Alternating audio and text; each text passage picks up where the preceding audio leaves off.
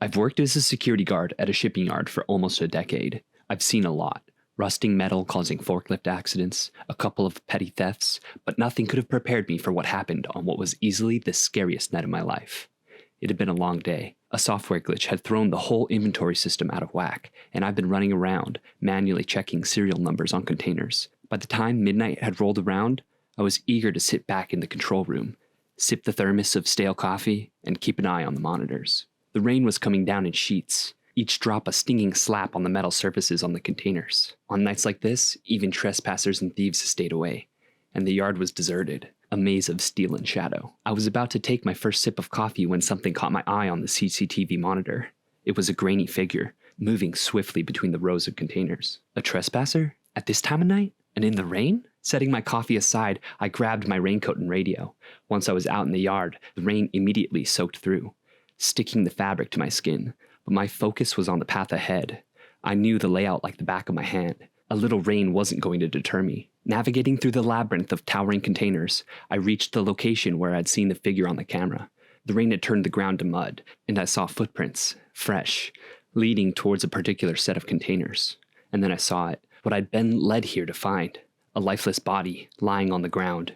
It was a man, mid-30s, dressed in work clothes that were now soaked and plastered to his body. His face was a mask of anguish, his eyes wide open in a permanent expression of shock. But what stopped me dead in my tracks was his chest. It was grotesquely carved open, organs missing.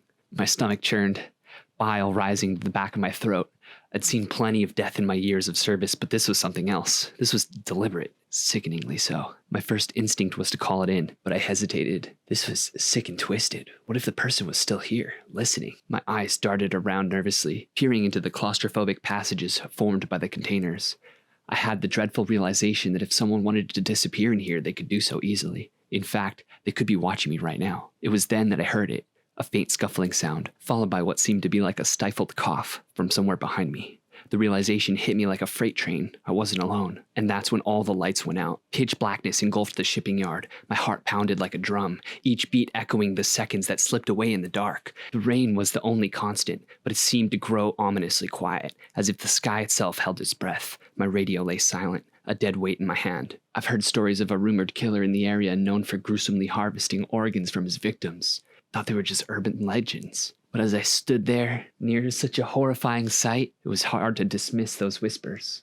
The scuffling sound returned, this time closer. My fingers fumbled into my pocket for the small flashlight I always carried. I switched it on, and the beam cut through the darkness like a blade. I turned slowly, half expecting to see the eyes of a killer staring back at me. But there was nothing, just endless rows of containers, like towering monoliths in a steel graveyard. Gripping my flashlight, I edged back towards the control room. Every footstep sounded like thunder, each shadow a lurking menace. Thoughts raced through my mind. Had the killer manipulated the electrical grid to shut off the lights? What if they were heading to the control room to wipe the CCTV footage? The muddy ground sucked at my boots as I quickened my pace. Adrenaline surging, I made a run for it. Every cell in my body screamed to get out, to escape the maze where death itself seemed to walk. I could hear the figure chasing me, boots splashing in the muddy ground, drawing closer. Somehow, I burst out of the labyrinth of containers and into the relative openness of the yard. My eyes, adjusted to the darkness, caught the dim outline of the control room up ahead. Panting, soaked to the bone, I slammed the door shut behind me, my fingers hastily punching the emergency override. With a buzz and flicker, the lights in the yard came back to life. My eyes darted to the CCTV monitors, the dead man's lifeless body lying exactly where I saw it. The rain had washed some of the blood away, but the horror was just as vivid. I looked at the other monitors, across the yard, eyes darting from container to container, but they were all locked and secure.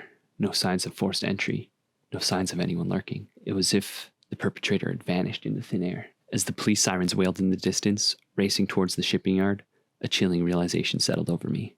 Whoever did this was still out there. And the night was far from over.